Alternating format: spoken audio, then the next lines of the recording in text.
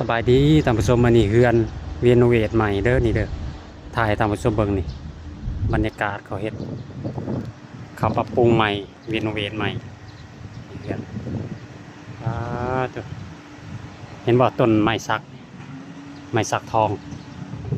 เกิด20,000มาตั้งใส่รถงามหลายท่านผู้ชม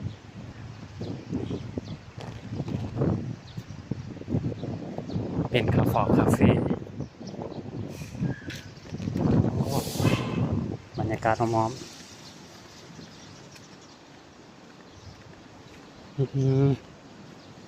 มาเลาะเบิ่งเลยท่านผู้ชม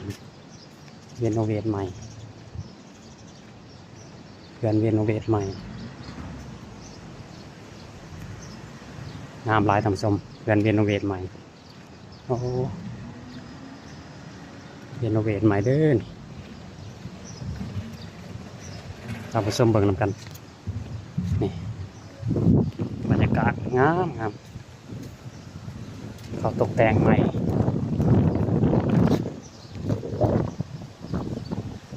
ครับท่านผู้ชมทุกที่เบื้องหลังครับผมศิลปะกลมกลืนกันเลยท่านผู้ชมหากมาเบิ่งมาเห็นงามหลายท่านผู้ชม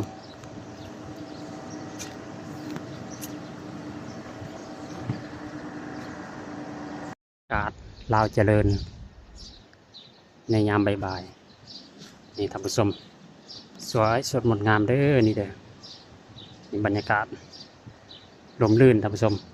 อันนี้ก็มีบูธสินค้าอีกเนาะนี่ท่านผู้ชมมีบูธสินค้าเด้อนี่ในยามแรงๆนี่จะหน่อยเขาเปิดได้นี่พอได้มาเที่ยวมาชมได้นี่มีบูธสินค้าพอได้จะมาเที่ยวมาชมก็ได้มีหมดทุกอย่างเห็นบ่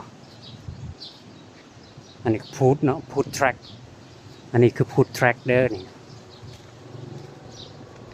ท่านผู้ชมมาเที่ยวมาชมได้